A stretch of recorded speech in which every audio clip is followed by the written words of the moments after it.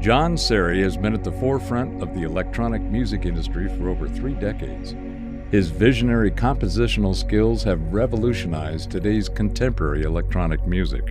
Along with his extensive portfolio of over 30 recordings with combined sales in the millions, Sari's list of achievements is diverse and esteemed. He produced the score and sound design for the first interactive production on advanced robotics and artificial intelligence with Lucasfilm and the Hayden Planetarium in New York City. His music is used in thousands of planetariums worldwide. He composed the music for the galaxies across space and time, IMAX and Space Telescope Science Institute feature film about the discovery of deep-field galaxies beyond the known universe. He composed music for the hit Hollywood film What the Bleep Do We Know and David Carradine's Tai Chi series. His music is heard on PBS, the Discovery Channel, the Weather Channel, and the U.S. Navy Blue Angels.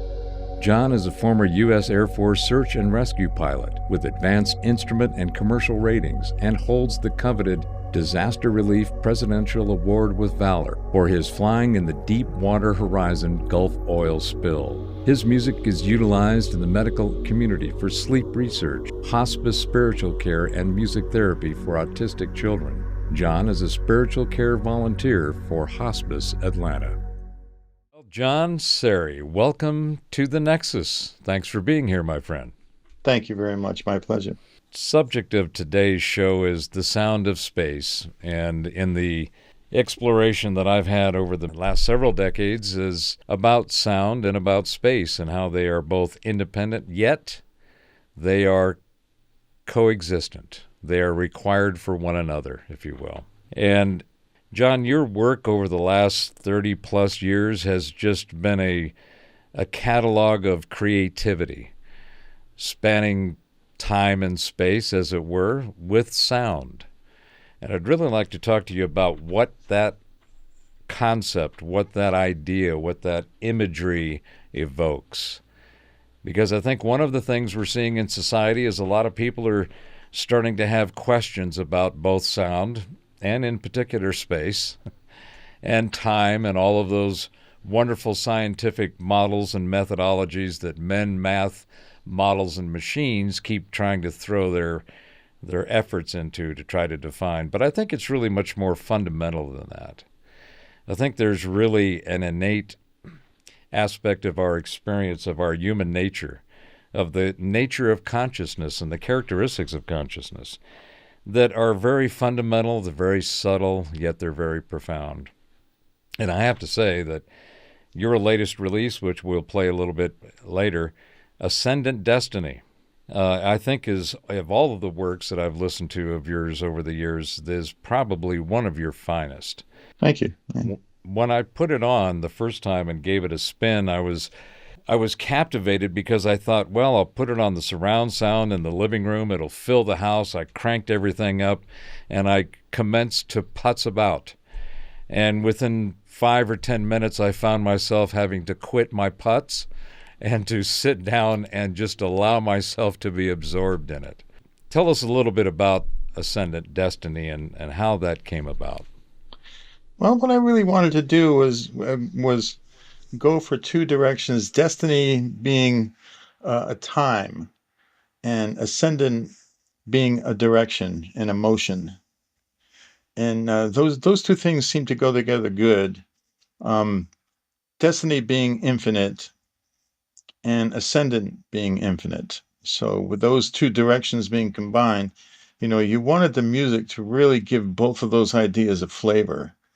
And technically what you wanted to do is have the music as wide as possible and surround as possible. In the synthesizer programming, you build those things into the synthesizer programming. And that was the direction that I used with all of the sounds and the sound design and the music going in, as well as the mix and the balance of things. Wide and beautiful was the order of the day. So it seems that the sound of space, from your perspective, is a very deep, infinite field of both time and space. Yes, absolutely. And music is the language that you use to get there. because music is its own, language. And to me, music itself is the infinite, since there is no direction or solid space that you're going into. It's surround and it's infinite, and you're using music as a painting. It seems to me that the space that sound inhabits is that infinite field of frequencies, of energy, of all of the different waves and modes that sound is as it travels through space. Yes. And I think, let me ask you this: do you think that may be one of the reasons that people are enjoying not only frequency based meditations and sonic realms, particularly when they get into solfeggio frequencies and Right. um, the brown noise, white noise? I've even seen recently orange, pink, and yellow noise, and found that to be quite fascinating.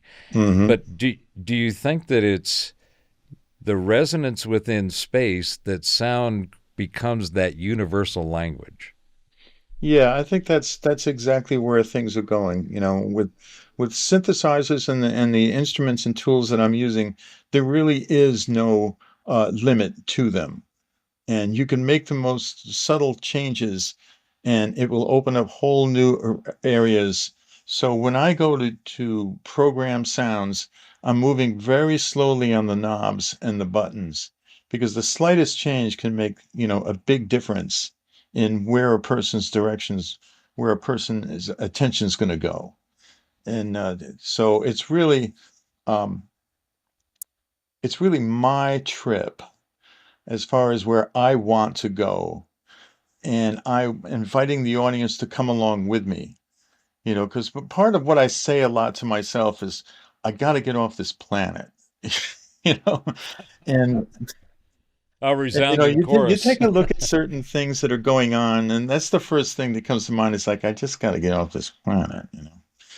But at the same time, there's a friendly invitation there, and I'm going to leave the planet using this starship called music. And you're all welcome to come along with me. Always remember that it's my ship, and I know kind of where I'm going with it. And having the audience understand that and come along with me means that I can use, a certain amount of technology and certain aspects and techniques that I use that I know my audience will understand. Well, let's talk a little bit more about that and the work that you've Mhm. done in the space industry, if you will, Right.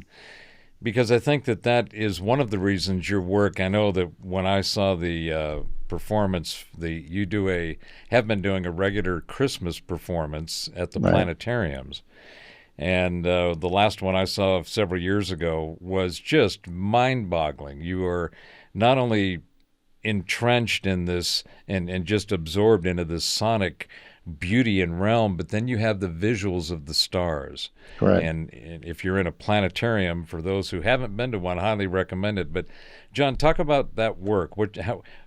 Getting into the planetarium and working with NASA itself and Mhm. some of the other things that you've done in your career. Well, when I first started to do this kind of work, I was working at Electronic Music Laboratories, which is a synthesizer manufacturer in Connecticut, known as the EML line of synthesizers. And they were a small company that was run by aerospace engineers. And their idea at first was to create educational tools for schools. So they built these indestructible kind of instruments that were like, you could tell they were designed by engineers, where they weren't really designed by musician type engineers. They were designed by real engineers. You had a full patch bay of inputs and outputs that was built right into the very top of it. So you could have total access to how to change things around in the synthesizer if you wanted to. And not a lot of other synthesizers did that. That's the one thing that I really kind of appreciated. And for me, being a sound engineer, really kind of I fell into like a total relationship with them as engineers, not necessarily as musicians. I know that Moog and ARP were aimed at the musician, whereas I felt that EML was aimed at the engineer musician because it opened up, the internal structure for the player, for the user of the instrument to have total access. Where on several other instruments, kind of that access was pre-thought.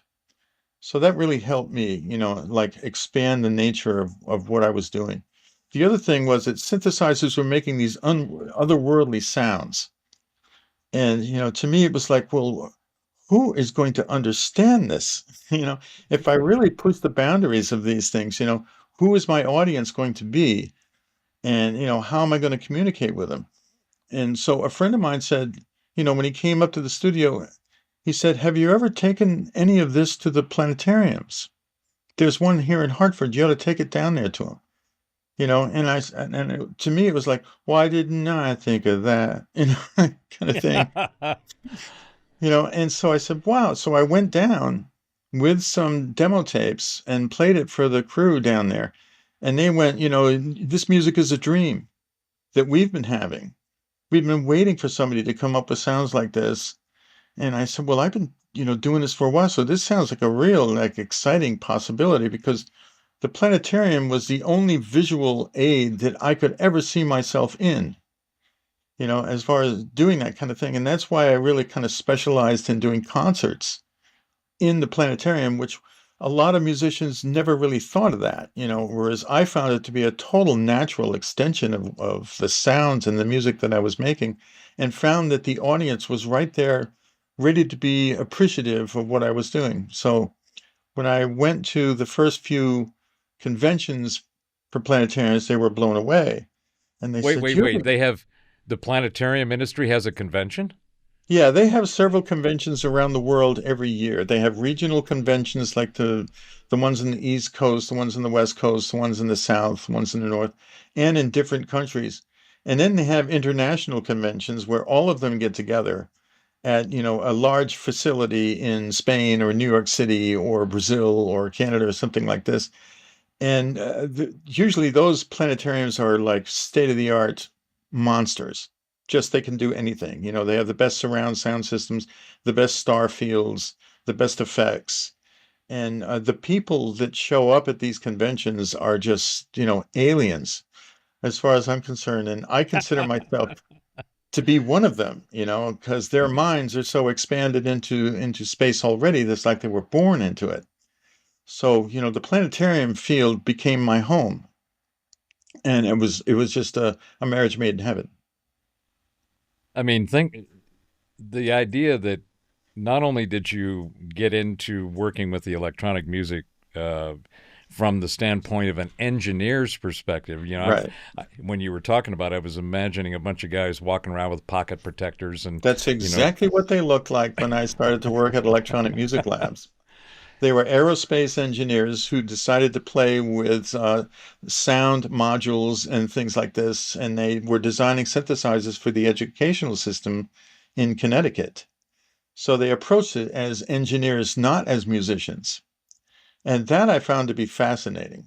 Everyone else was pretty much aiming these things at working musicians, and these guys were aiming it at engineering students type thing and educational facilities. So with that combination, it really just blew the doors off everything that I was thinking. Infinite space designed by engineers who really understood what was going on in these machines and how to get there.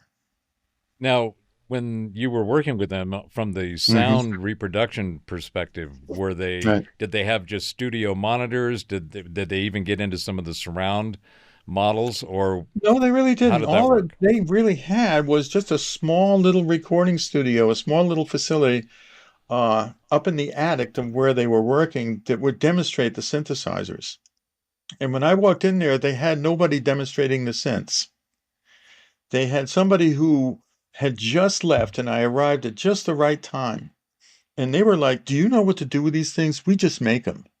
But do you know what to do with them?" And I said, "Well, yeah, I kind of know what to do with them." there were the performance side of things with Keith Emerson, Rick Wakeman, Larry Fast, the Synergy Projects, and a few of those who were really performance oriented. But I was more of the musician engineer oriented. I wanted to see this applied to space, applied to NASA, rocket scientists. These are the kind of people that I felt comfortable being around. And they all hung around planetariums. They loved them. So it was a marriage made in heaven. So have you ever done a show with a pocket protector yourself in homage to these guys? You know something? That is a great idea.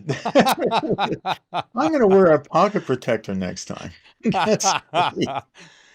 Well, I find it really fascinating and very interesting that coming at it from an engineering perspective, Hmm. and that to me is is a great example of what I see that we're all on the verge of. In fact, Right. I think we're starting to go on a crest of a tsunami of the independent content creators and the ability for people to just explore with all the Yes. different tools and toys and ideas and opening up the inspiration, the creativity, the curiosity, the imagination. Yep. And that to me is one of the really fascinating things about your music. Hmm. Ascendant Destiny is, I believe, close to your 30th album Yes, that it you've is. It's number produced. 30. And I mean, that is a substantial body of work. Hmm. I have enjoyed and spent many hours just drifting off into off planet, Yes.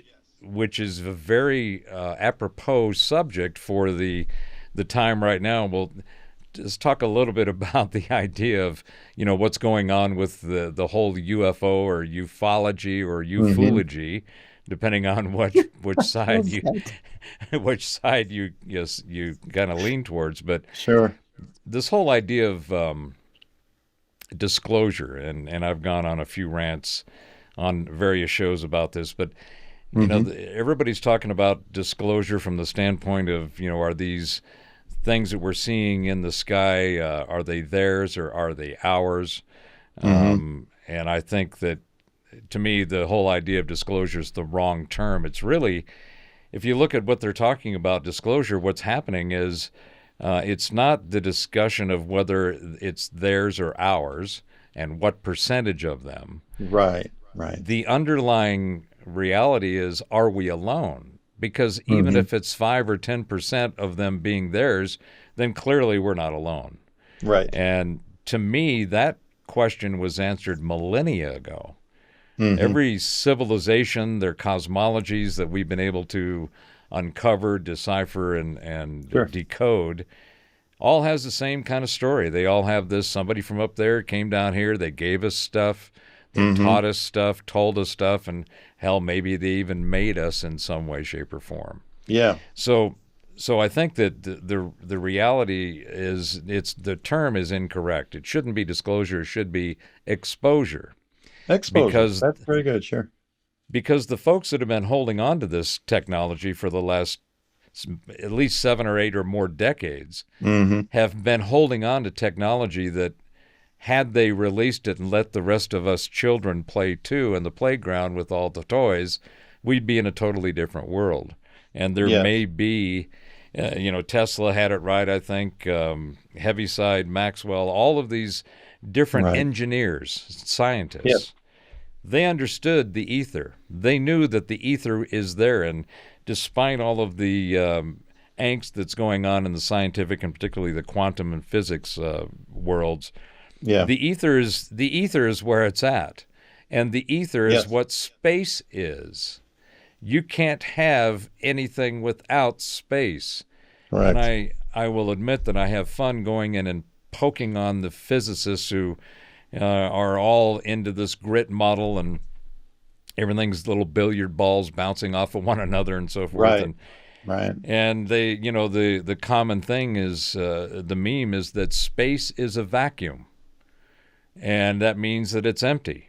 Hmm. And it's amazing how tweaked these folks get when you ask them, well, the space is a vacuum. How does the planet exist in space? If then Good nothing can point. exist, right?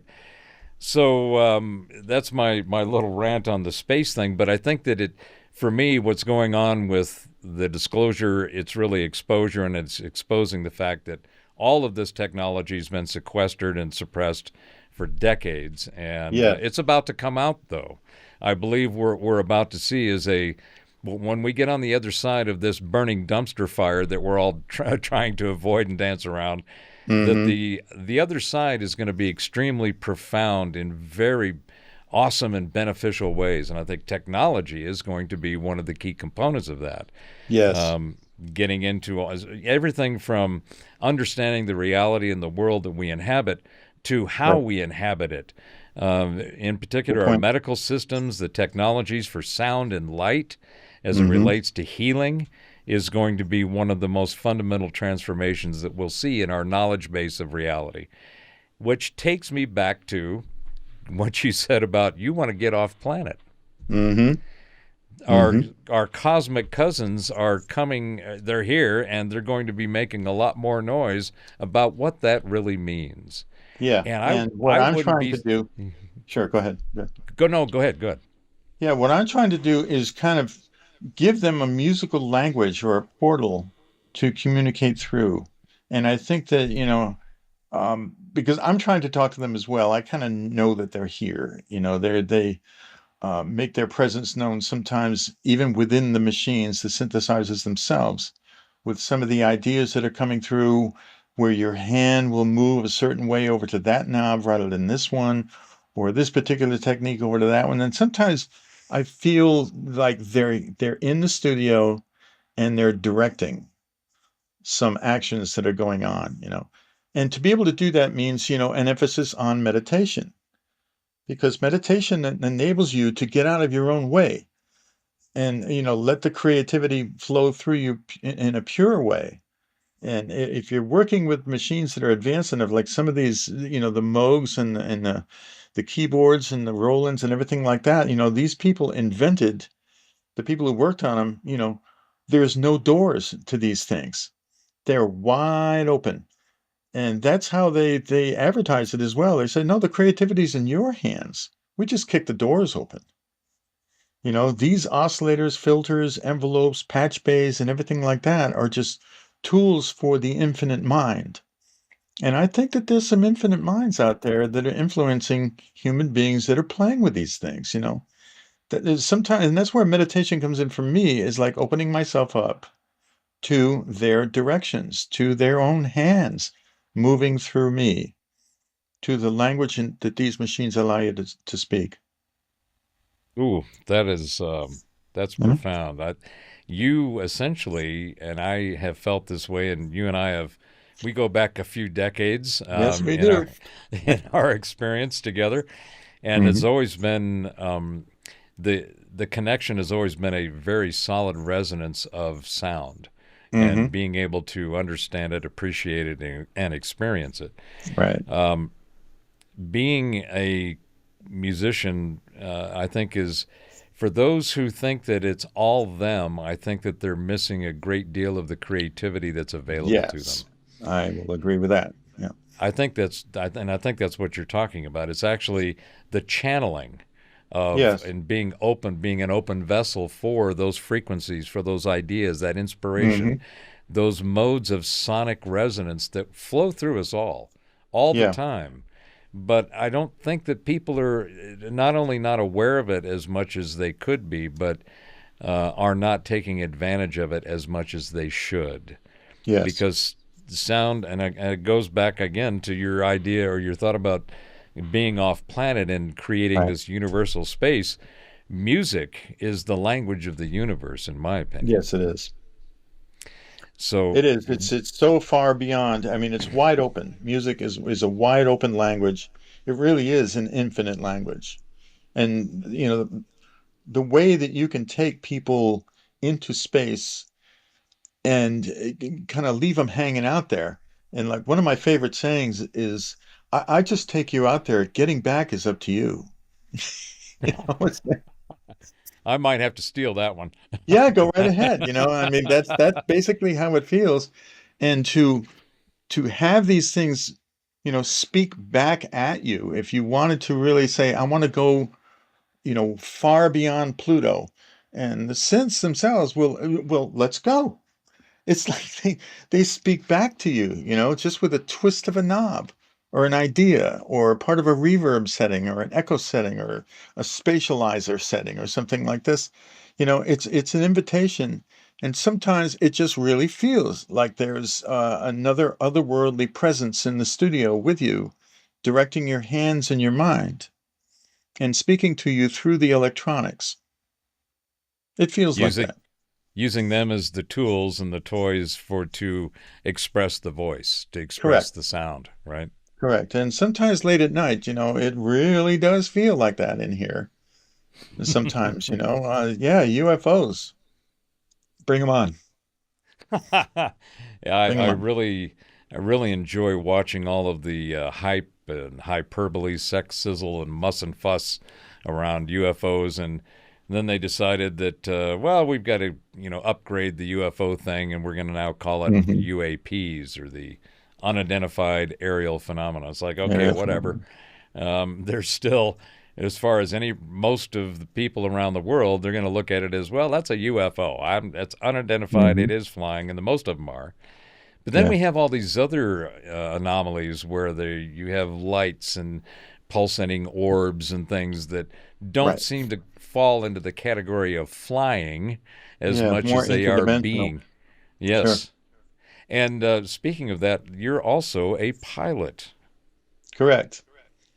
Yeah. And if you really want to talk to people about UFOs, talk to some airline pilots because they'll tell you. I mean, my father-in-law was a Pan Am pilot for many years, and he tells stories about things, about crafts coming right up to the cockpit windows and dancing with the airplane type thing, zooming away, at speeds or coming up to them at speeds, being very playful. And they will tell you stories. So I think, if you really wanted to get into it, talk to some airline pilots because they're out there. Late at night, they're out there early in the morning, they're out there 24 hours a day, and they see things that they're either not allowed to talk about or people would never believe them if they said it. And my father-in-law tells stories like this. He's a Pan Am pilot for 30 years. He's seen aerial phenomena out there many times. Sometimes it's like, the airline pilots will say, look at that thing. Ah, come on. They're just those guys again. Jeez, it's getting boring out here. Show me another kind of crap. They really see it. They're up close and personal with it. And that's basically, as a pilot, yeah, I want to get up in the air and be with them, even though I'm wearing some metal wings and a cockpit and a fuselage and some instruments, I'm with you on that. I'm flying with you. So part of that was a really important part of me becoming a pilot.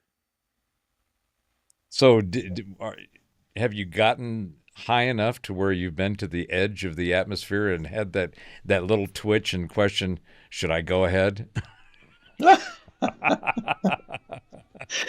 Yeah, when I was flying, it was like I knew, that first of all, the military guys and the NASA guys and the rest of them are in a whole kind of another category that you really have to go to school for, and concentrate on before you're going to get in one of those cockpits, that type thing.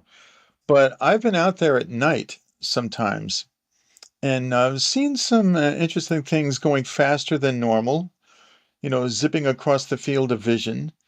Especially when you look way, way out there, and, when you're above, like maybe you're at 15,000 feet, something like that, 12,000 feet.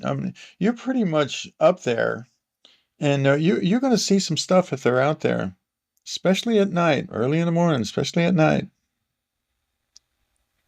It reminds me of a one of those experiences that unless you experienced it, you really can't imagine it. But back in the '90s, when I was traveling around the world in my tech Hmm. career, I was in Johannesburg. Actually, left Cape Town, South Africa, Hmm. And Cape Town to Miami at that time was one of the longest flights in the world. It was a 15-hour straight flight. Yeah. So we left at about 9 p.m. I think it was on a Thursday or Friday night, and it was one of the jumbo 747-400s that Wow. had Yeah. the knob on the top. And I'm sitting down there, and I had this huge leg room, all these windows looking out, and we were flying over the Atlantic. It was a beautiful night. The moon was shining. There was a few clouds, and we were, I think, at close to 30,000 or some odd Right. feet. And so we were above the clouds, and I could see the shadow of the cloud on the ocean, Mm-hmm. which was, just Fascinating. profound in and of itself. Sure. So I am thinking, well, this is a long flight. I'm going to go ahead and take as many adult libations as possible to make this an enjoyable flight. Perfect. The flight attendant comes by me at one point. I'm looking out the window. I've got my face plastered on the window, just going, "Oh my God!" And I said, "That's just incredible." And he says, "Yeah, we see it every flight, every trip we make on this." And I said, "I bet it looks awesome from the cockpit." And he said, "You want to go see?" And I went, Nice. "Huh?" So he took off, and he came back a few minutes later and got me up there. And I've got a scotch in my hand. The cockpit door is open. The two pilots are there, and they're Beautiful. surrounded by all this incredible technology. And I'm looking out the windows with them, and I'm thinking, I'd buy you guys a drink, but I'd like to make it to our destination. Um, and so I can't believe that I'm in the cockpit of a 747. And I asked them both. I said, "Okay, guys, come on, you can tell me. Do you guys ever see any weird stuff out here at night?" Mm-hmm. And the captain just said, "Nope, nope, nope. We don't see anything." And the co-pilot looked at me and he goes, "Well, last week we were making we were making this run, and this light went across the horizon in front of us that just didn't make any sense." Yeah. And so, just to back up what you're saying, but I think that we are probably going to see more and more of these UFO, UAPs, Yeah. EIEIOs, um, to the degree where people are going to have more experiences about wanting to go communicate with them, right? Mm-hmm. And because it I think does that's the seem, idea. I think that's what they're thinking as well. I think there's more benevolence in that crowd of cosmic cousins. There seems to be Mm-hmm. a number of different versions of them. But I think that they like the music and the sound of space too. Yeah, I think they do too. There's a language there that they understand, and it's a language of frequencies and moving frequencies, motion frequencies, that are moving in interdimensional spaces anyway. So I pretty much jumped all over that and said, I think I know how to get there. Just by turning this little knob over here at the right time, I think we can get there. And that happens all the time. It happens all the time. It's like somebody else is moving your hands, especially when it comes to the electronic side. Especially when it comes to the electronic side. It takes a real understanding of the machines that you're using. You just can't put anybody in front of them and have this kind of communication happen. It's almost like they wait for you to come up to speed. How well do you understand the electrons that are moving inside these things? Because we're moving electrons as well. And maybe we can talk a little bit by moving electrons together, and it feels like that sometimes. It really does, like you've got to surrender a little bit and say, teach me, show me, help me to communicate with you. I'm open, and you feel presence. You really do. So I consider them to be interdimensional. I don't know if they're coming from beyond the realm of Pluto. I think it might be an interdimensional pathways, portals through time and space somehow, but they can blink in and blink out quicker than, anything. And like that takes an interdimensional connection rather than a time and distance connection. Yeah, I tend to agree with that with a little Hmm. slightly different twist. I have a philosophy I've been working on called informatica, which is the Wow. metrics in the matrix. Great And name. the whole idea, thank you, and the whole idea, it was a download. It was one of those things like you're talking about. It was a Hmm. bolt at about 2 or 3 in the morning that just came as a flood of information. I fortunately had my Wow. little Galaxy phone and it had the stylus with it, so I just wrote notes of all of this information. Hmm. But it's a simple concept in that, to me, it's the unified field theory, or Yes. the grand theory, in that everything is a consciousness. Hmm. Consciousness manifests itself with common characteristics and attributes in that it's always in motion. It's Hmm. always seems to be wherever that motion is, there seems to be a constant creation event Right. because it's unfolding more and more of itself. And it expresses that through the energy. It is consciousness Right. is an energy. And Correct. energy is expressed in frequencies. So frequencies are the infinite expression of the energy of consciousness. Yes, that's a And great point. so in to me what happens, it creates this infinite field of frequencies. Hmm. So the dimensional aspect, when people talking about the interdimensional or hyperdimensional or omnidimensional, Hmm. is just different states of those frequencies. Yes. So you can shift in between the infinite frequency fields, and they just exist as a part of reality. It's not necessarily a Right. different reality. And I think that, again, sound and frequency is the key to reality, Yeah. and we are seeing that unfold in a myriad of ways.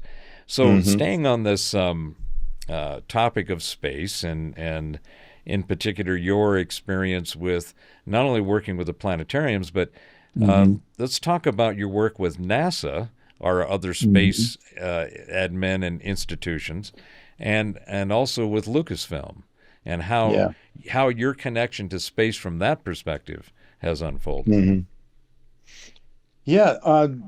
My work with NASA was it really came out of the planetarium industry because NASA's very much involved with the planetarians and count on the planetarians to present everything that they found to the young minds out there, you know. And the planetarians are really the way that they speak all of this like unspeakable stuff, through mathematics or through stuff that they've discovered, theories, scientists, genius type scientists and stuff. The planetarians are really the portal of language that they use to teach, and they really count on it, because it's the only one that presents the whole thing in like 3D. And there you've got, basically a shell with a star machine that's able to project, little dots surrounded by infinite darkness. And like when I take a look at those things, you could say, well, they're just dots on a ceiling. Yeah, but not really, because there's such a perfect representation, especially these days, with what they can do with those little dots on the ceiling and the kind of motions they present these days, the kind of things that you can do are just mind-boggling, that kind of stuff. And like for me, I always wondered, why aren't there other musicians involved in this? And even to this day, there's not a lot of musicians who are really focused on it. And I'm like, this is a wide open music, sound, infinite space festival, if you want to talk about it, if you want to put it that way.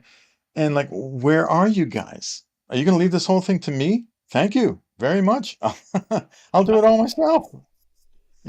Even to this day, it's like they still want to get on the radio, and that's great, but I want to get on the dome. I want to be in that space, and I want to take other people with me, with the music. So the planetarians have been just as inspiring to me as the music has been inspiring to them. So, how did that translate into working with NASA? Well, NASA really focuses in on the planetarium industry to present what they have found to young minds through the educational system. That's what Okay. planetariums have been, really an educational tool more than anything. Mm-hmm. Um, yes, it is an entertainment vehicle, but they're aimed at the young minds. They got planetarium programs that start at kindergarten and go up to the college level. And 60 to 70% of their time is spent on school shows, school programs, university programs, This is where the main thing is. The public, yes, we're going to present ideas that we have found to the public, but we're talking to the students. Hmm. We're talking to the educational side of things, and that's why they call planetariums classrooms, because that's basically what they are, and they take science students in and say, we're going to the planetarium today, and we're going to show you what we're talking about in the classroom, but we're going to present it now so that you can see it for real, as close as you can get. We're going to present biology ideas, cell formations, this kind of thing. We're going to project it on this huge dome. We're going to put you inside the cell. We're going to have you walking on the rings of Saturn if you want. And these days with IMAX and OmniMax and the rest of them, get ready because they can really do that now. And sound follows, function follows that image. And I'm constantly challenged, to come up with different ways of how can I make that sound close to that infinite reality there? How can I fool the mind, and trick it into going alongside the infinite? That kind of thing. Changing the mental frequencies to be in alignment with what they're seeing and feeling. Absolutely. Yeah, awesome. Absolutely. So And the technology can do that. so you've seen the latest stuff that's coming out of the James Webb Space Telescope, Yeah. where now they're pushing, and that's another thing I like to go in and poke fun at these physics folks, Hmm. because they up until James Webb, the Hmm. standard model is some 13 plus billion years old of the universe. Right. And James Webb has already doubled that, and now is coming up with stuff that don't fit any of the math models men and machines have put output. And they're Right. looking at it going, well, we can't explain this. This we're not sure about. That's right. Oh shit, that wasn't in the calculation or in the answer we got. That's So right. there's a constant change, but I can only imagine when they finally get some of that kind of the infrared is what they're using, obviously for the James Webb, Hmm. and being able to see that projected in some of the planetarium technology that you're talking about. That Correct. and Oh, also absolutely. also The on the IMAX. ultraviolet universe, looks vastly different than the infrared universe, which looks vastly different than the limited amount of eyeball information that we can get just with our eyes and our telescopes. There are levels to the universe that extend into, frequencies, colors, modalities, realities, that are just huge and unspeakably complex and large and unbelievably, beyond the understanding and stuff. And that's what I call the mothership effect. To Spielberg, and the mothership effect. When Spielberg projected that mothership down in the movie Close Encounters, the theater became silent, and all you heard was, "Oh my God, oh my God," and people's mouths were just wide open and just like, "Oh my God," you know. And that's the feeling I go for every day. And I call it the mothership feeling. And my tools are sound and synthesis in order to get there. So that's what I'm trying to do with the music is create the mothership feeling inside somebody's mind. Well, I'd like to talk a little bit about the tools and the techniques in your Hmm. mothership because There I you go. I would consider you're at the helm there of the mothership. Right. Um, but before we get into that, talk a little bit about what you did with Lucasfilms and some of the other places where your Mhm. approach to music, obviously the planetarium, and then that's just to me. I echo your question. Why are musicians not understanding it?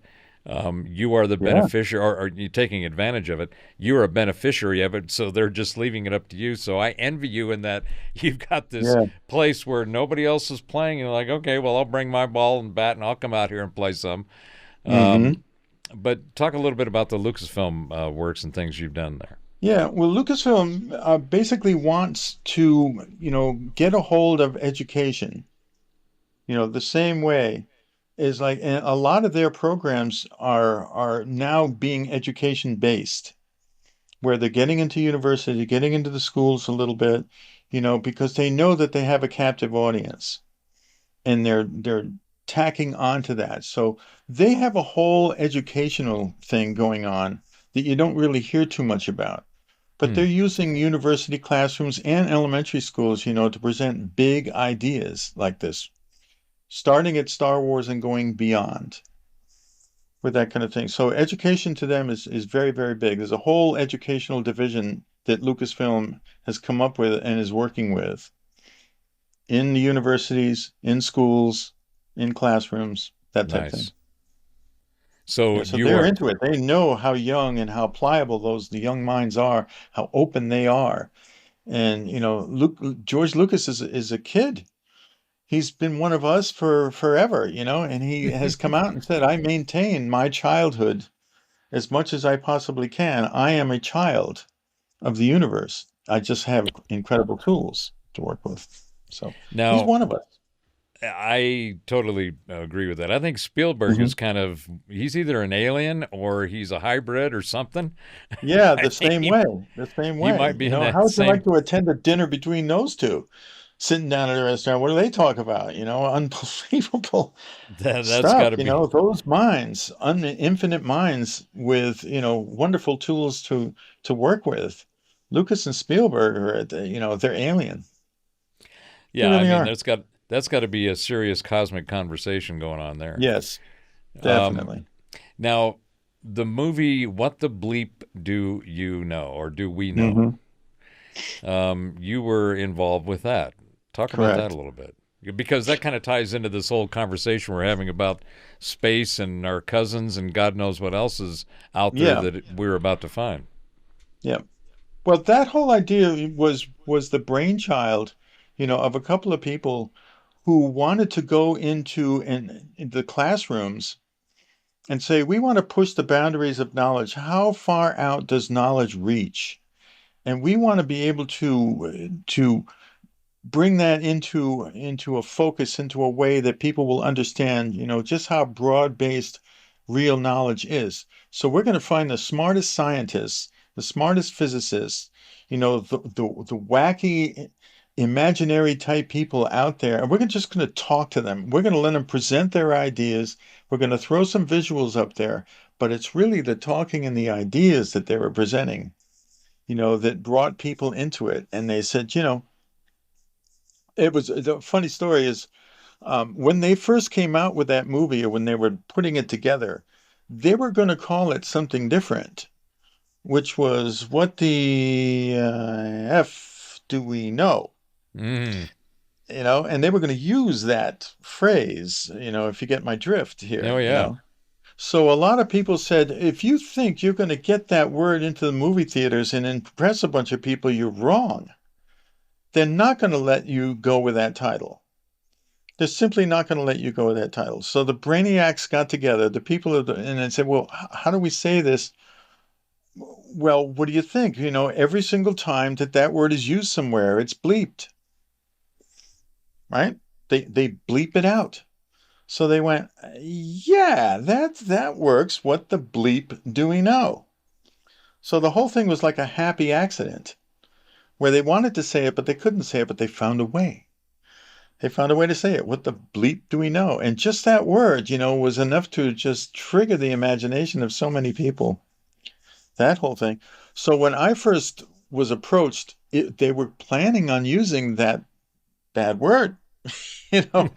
And so I had told the producer, I said, I don't know if I want my name associated with that word out there, especially with the movie. And they said, well, we're getting such pushback on that. We've decided to change it to the word bleep. And I said, bingo. That's the perfect title to the movie that you want to present. What the bleep do we know? And they said, we're just going to present everything we know so far. And we're going to get the best scientists, engineers, biologists, anybody we can find. And we're going to just have them talk. And this is what we know so far. This is what we know. And So so how did you approach that compositionally and musically, I pretty much said, okay, let's take a little bit of Planetary Chronicles, Volume 1 and Volume 2, certain albums that I had, and they said, we love this kind of music, and The Stars Go With You was a big part of that. And they said, would you mind if we just, license some of the music because we're falling in love with it? And they said, we'll let if we need something cosmic, but some of your work that you've made, especially from Tingri, they really loved that album and they went for it. And I said, yeah, license as much as you want, as much as you want. Go ahead. So it was like very easy for me because they already knew what they wanted. So I dressed it up around the edges, but they went with already stuff that was already recorded. So they heard the sonic realms that you'd created and matched it up with all these great thinkers and individuals with Right. these, cosmic spectrums of ideas, and Hmm. said this is going to fit great with. I think Richard Wolff was one of them. They had all kinds of a Right. number of physicists and psychics. I mean, it's really a great movie for those that are listening to this or are unfamiliar with that. Highly recommended. It's one of those kind of mind expanding types of trips that you go, well, it's interesting to Hmm. hear all these different ideas and concepts. Some of them are they have some kind of connectivity. Some of them are completely Yeah. discontinuous, and others are just completely out there. But it gives you something to think about that is probably not what you've thought about before. So that's right. And they used some of the finest minds to get there, and Hmm. some pretty much off kilter ideas that were presented in a certain way, which made sense. That's why I love the title of the movie. What the bleep do we know? Because it's a little sassy, a little bit of sass in there, And they could have said, well, we don't know too much, or this is what we know. But instead, and the whole movie comes at it in a sassy kind of way. There's enough humor in it where you see, these highly revered nuclear type physicist people joking around about what they know. So the humor aspect is really phenomenal. The way that is mixed in, because they humanized these, magnificent ideas, in a way that everybody could understand. Young people, teenagers, everybody got it because humor was used. It was great the way they did it. So there seems to be a consistent theme throughout your career and working with music that Hmm. has an education element to it. Yes.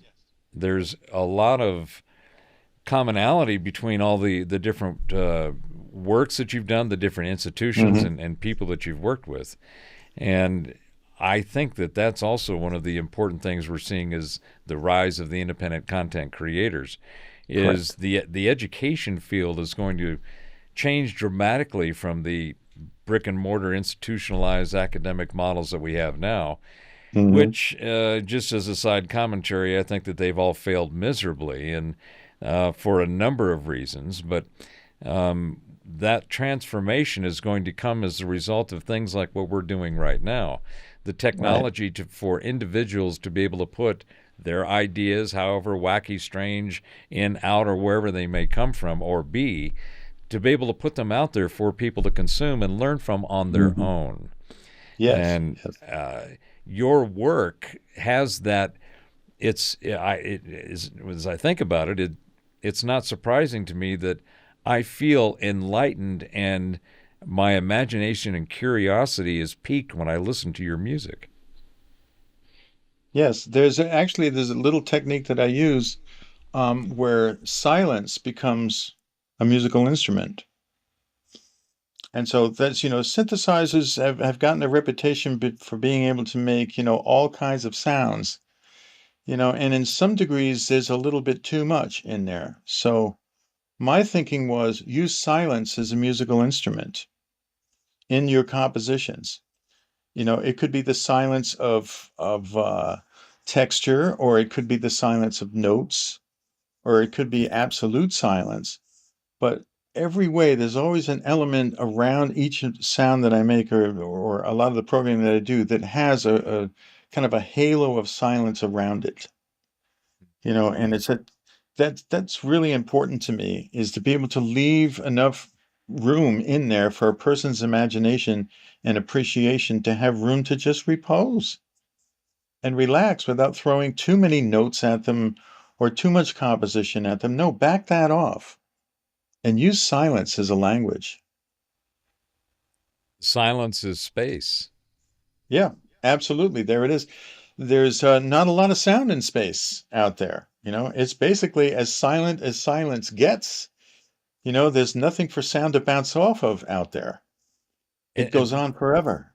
at least in the frequency ranges that we can Right. hear, right, or that our sensory capabilities can detect. But then Hmm. you have the whole concept of the planets, the sound of the planets, the music of the Correct. spheres, right?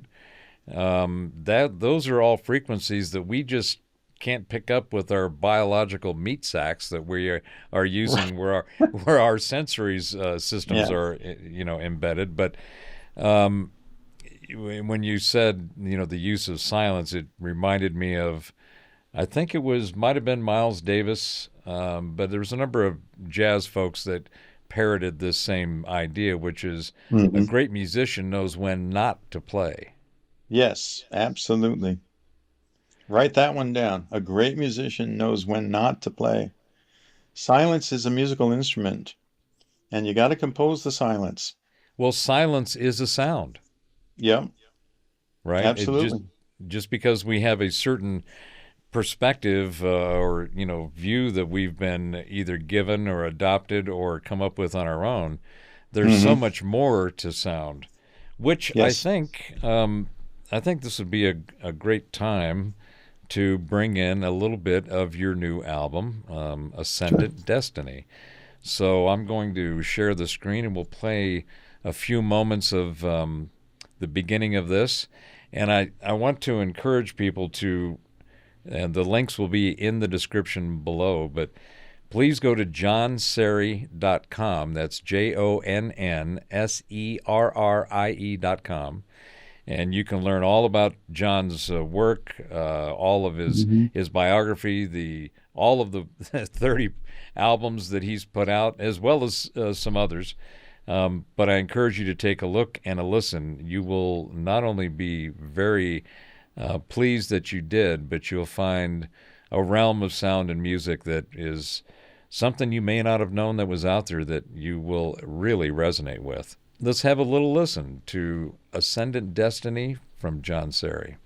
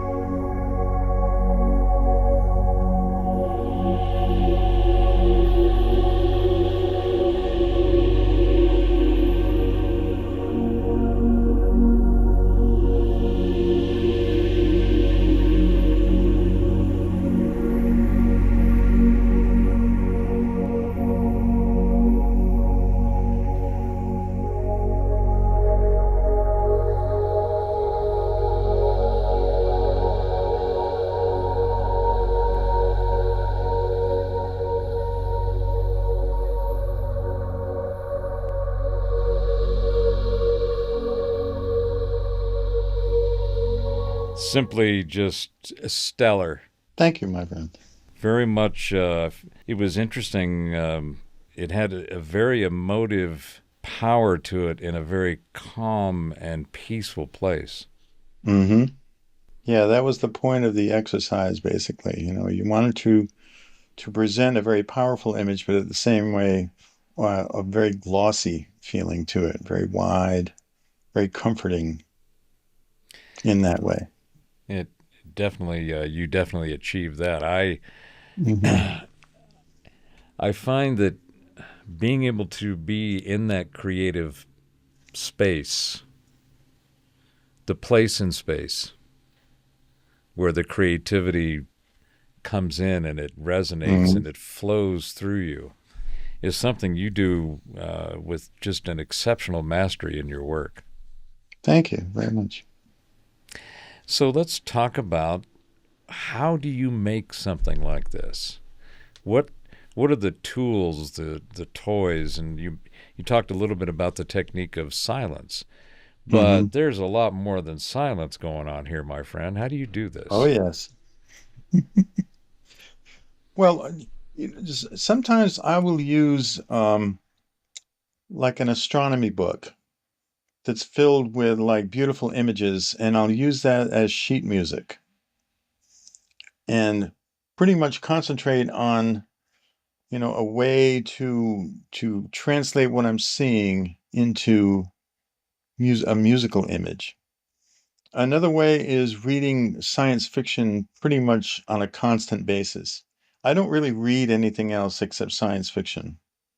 And what that does is like completely, enhance my mind's ability to create music because it's the big picture. When you read it, it's like you're not really seeing a movie, but you're watching an internal movie. You're watching your mind at work creating these images as you read the words on the page. And for me, it's sheet music. The music just comes right off that page, and then as kind of an ethereal quantity, let's say. And then you walk up to your machines and you begin to translate this into a language, into an electronic language, that other people can understand. Using music as, it's not going to sound like noise, even though you can turn noise into music very easily. And I use noise as a musical instrument, like many times. It's just that it's very disguised noise, very pleasant kind of noise, but it's noise nonetheless. In fact, there's a setting on a synthesizer called white noise. And what it is basically hiss that you would hear off a record or something like that, that's shh, like this. But you can shape that noise to do atmospheric things with it, you know, that become a musical instrument to me. So everything is possible on a synthesizer. It's the language of the infinite, as far as I'm concerned. One little movement of a knob can change the entire picture, you know. So for me, understanding the fundamentals is something that's necessary when approaching these machines. Understand how they work. Basically, all the sounds on a synthesizer move from left to right. Sound generation happens on the left with the oscillators, waveforms, and things like this. And sound manipulation happens kind of near the center with the filters, that way you're shaping what's coming from the left. And then on the right, you've got the envelope generations, which is like uh, how a sound begins, sustains itself, and then goes away into silence. So with those three areas, the synthesizer is designed to make sounds from left to right. So there's a flow. And it's amazing how the brain picks up on that. It says, yeah, it makes sense to me now. You start here, it goes to manipulation, and it's refined over here. And so sometimes you can flip that around, any way that you want. But I really prefer the flow of sound going in a certain direction. So a lot of my sounds have that beautiful flow to it. And that's intentional, you know? So, what type of toys and tools do you use to dial the faders and or slide the Hmm. faders and dial the knobs and get the Right. oscillation where you want it? Well, there are certain synthesizer techniques um, that are analog. They come from analog waveforms uh, moving through analog circuitry, and that gives a certain character to the sound. Then you have digital circuitry, which gives a certain kind of clarity that's not possible using analog sounds. And then you've got linear technology, which is a whole nother level of the combination of analog and digital together. So you've got all these different kinds of things going on. Sampling is basically recording sounds from the earth, from the environment, and taking them into an electronic field and manipulating them that way. So you've got sound coming from the outside, sound being generated from the inside, and all of these different techniques. All these techniques are like brought together, and the smart people know when to use each of the techniques at a certain time, how to present a story that has a beginning and a middle and an end, and using these flavors, to dress or undress, certain things, to blow the lid off the imagination or to make it sound comfortable. And the smart guys always know how to manipulate those things in a playful kind of way. Like Bach knew how to do it, Beethoven knew how to do it, just with very simple instruments. And if you go back and you listen, there's a lot of very playful things going on in their music. And a lot of that, I believe, is intentional. Whereas, they were using church organs and pianos and harpsichords to generate this, which basically were moved into orchestral colors by great conductors who understood their music, and were able to orchestrate it a certain way so that it made sense in a huge scale or in a very simple way. The synthesis, his job is to do the same thing with moving electrons going through electronic circuitry and being able to come up with something beautiful on the other side or mysterious on the other side, and then play with that. Be not necessarily humorous, haha, but in a playful way, play with the universe of sound. Isn't that basically what God did? He plays the universe. You're going to do the same thing. So, is there a silence mode or button that you use for that space?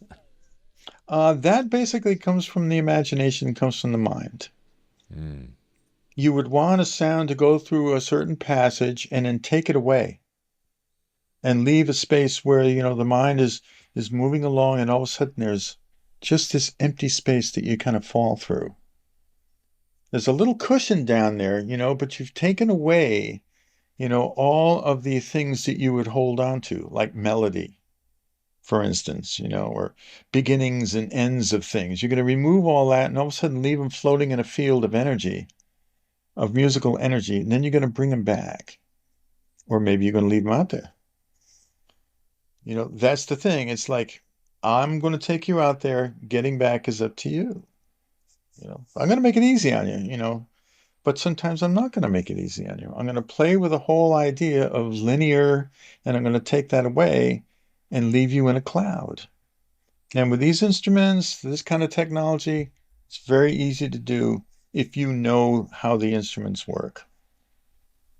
And it's a two-way language with these things. They speak to you, you speak to them. And the end result is music that people can appreciate. I really like the idea that you expressed with, you're basically manipulating and managing electrons, Right. Which is which exactly what's going on.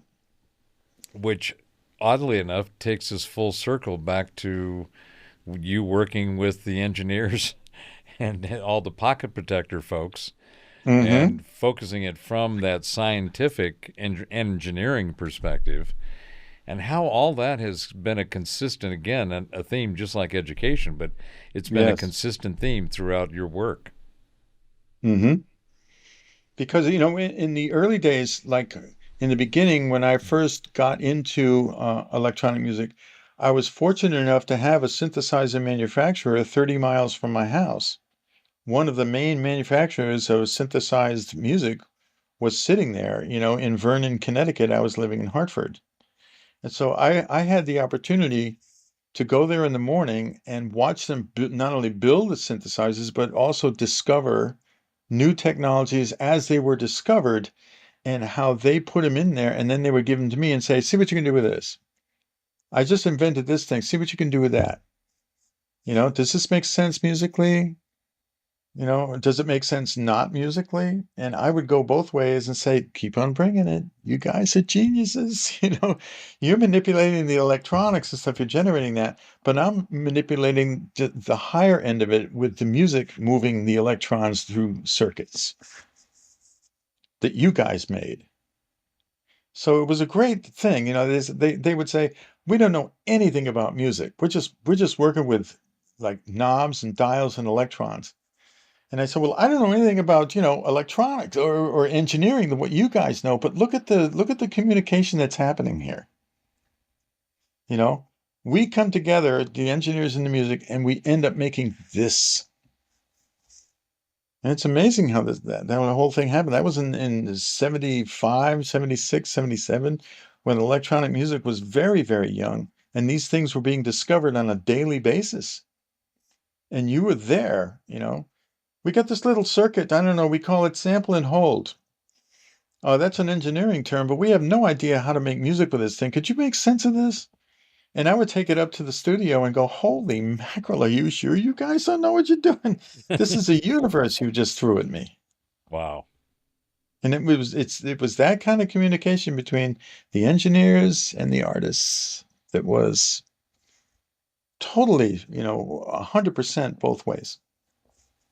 To me, it brings a whole new use of the term STEM, right? That's used in education, Yeah, science, science, technology, technology, engineering, math. engineering, and math. And I think that they just need to either, to keep the math, the M for the math, but just add M for music, Mm-hmm. right? Um, Yeah. That would work music. absolutely because music is mathematics in a beautiful form. And that's why some, mathematicians look at their equations as musical signatures, musical notation. So sometimes, if I want to read music, I'll open up a physics book and I'll see form function of the linear thing as x equals 0 as we go on to this whole thing, the language that mathematics says. And I said, this is music. This is sheet music to me. I can translate that whole equation that's like 25, linear things long and just create a symphony out of them just by looking and translating what your musical mathematics is talking about. So that's why I get along with physicists really well. I'd Yeah. mentioned earlier about my philosophy of reality, the informatica, Yeah. and one of Beautiful the word. one of the constructs, the subtext is the metrics in the matrix, right? So Bingo. the Yeah. metrics are all the things that we use to delineate, give distinction and differentiation to whatever it is. Mm-hmm. There's some kind of measurement that's happened. And Yep. so all of that occurs in the matrix, which is the space that everything Yep. exists in. And one of the mathematical symbols that I discovered years ago that is just, I think, kind of talks about what we're talking about today with what is Mm-hmm. the sound of space is the Yeah. symbol for the empty hyperset, which is Ah. which is a circle with a line through it. Mm-hmm. And the definition of the simple definition of an empty hyperset is all functions but no members. So Ooh. anything that is a mathematical construct, a formula, or whatever is in Mm-hmm. the empty hyperset, and it just sits there waiting for the members, the numbers, the data to be put in to kick Mm-hmm. off the formulas and the calculations and whatever might be in that hyperset. Wow. Mm-hmm. So, as you were describing what you're doing and your experience with science and technology and engineering and math and then the music, to Yeah. me is space is an empty hyperset. Everything is there to be Wow. used and processed. You just have to be engaged with it and go participate. Absolutely. That's the trick right there. Engage with it. become one with it. And that Use speaks the again. Spock mind meld, in Star Trek, I'm going to mind meld with it. I'm going to become one with it. Look what happened to him. Just, well, the same thing can happen to you. You can touch infinity using these languages. You can touch infinity. I'm convinced. And I don't think you have to be the key component to it. You remember back in the early 2000s when the law or The Secret came out, and it was about the law of attraction, Hmm. right? Extremely well done, a very important Yes, piece of cultural and mental information. But when I watched it, I absolutely. said, they skipped a step. In order to have the law of attraction or to have the law of attraction engage in the act of Mhm. attraction, you need to start with intent. Ah, yes, And intention and curiosity and desire, all of the things yes. that we feel and experience from an emotion Hmm. as well as a motion perspective. Correct. The movement of consciousness, as I was saying earlier, that's just what it does. Can we explain it? There's God knows how many theologies and philosophies and mystery schools and mystic arts that explain Yes, that's right. various elements of it, but nonetheless, all they're doing is giving definition to what we already see, what we Right. experience, right? So if that's the characteristic and the attribute of the way reality is, and it all seems to happen in this wonderful thing that we call space that's supposed to be empty but isn't, and Hmm. everything occurs in this empty space which isn't, then the reality of being able to go and engage with it, to interact with it, Wow. to have a purpose, a purposeful intent, to Hmm. go and kick off your curiosity and go play in your overly fertilized field of imagination. That's where the Yeah, magic is, and I think that that's it. the music is what takes us there, and is our playground. It's the environment in which we go and experience this playground of reality. That's right. Absolutely. Absolutely. And these machines are capable of that. It's like, it's almost like a worship that kind of happens here. And it kind of goes both ways in a way. It's like you present to me this keyboard here, this memory moog that's sitting here. You present to me the ability to touch the face of infinity. You enable me to. I love you. There's a really cool thing that kind of goes beyond, and it's two-way. It's two-way. It's like when you look at the knobs and the patch bays and the things that are written here and the keys and even the wood, that they're made of, that they're enclosed in. It's all a language. It's all just a presentation. Someone who is sensitive enough to understand that language can create wonderful things out of it, and I'm humbled by this technology. Just absolutely humbled. I am humbled by your work, by Thank your you. mind, and by you. You are truly one of the most honest and authentic, emanating, energetic beings that I know. And I am very, Thank you, very Robert. grateful to not only know you, but to be able to share in this journey with you and just see how your experience with reality manifests through your the energetic engagement with the electrons that Right, the mothership. Hmm. you do. It's just fascinating. And I think that we should probably look at doing some additional shows together and talk about some Sure. of the ideas that we can further explore, particularly on the education side and on the Right. musical side. Some of your other works are just they're profound, and unless people get a Thank you. chance to explore and experience them, then they don't realize that the things that we've been talking about, the sound of space, is the sound of the space of the place that everyone inhabits. Right. Right. And there's a You have a magical, really good understanding of this. You just really do. Your understanding of what's going on here is profound to me. perhaps that's why we've been such good friends for so many decades. Yeah. it's always one of those incredible. Every time I talk to you, I come away with this just joyous, euphoric kind of, damn, another time with John, and that was good. Wow, thank you so much. I feel the same way, There's not a lot of you floating around there, Robert. You are you're a very unique, individual, someone who I really enjoy communicating with. I mean, just you understand, you have, and to understand something means to stand under it, to be humble about it and to learn. And so that's how I feel. I learn from you, and I appreciate the friendship very much.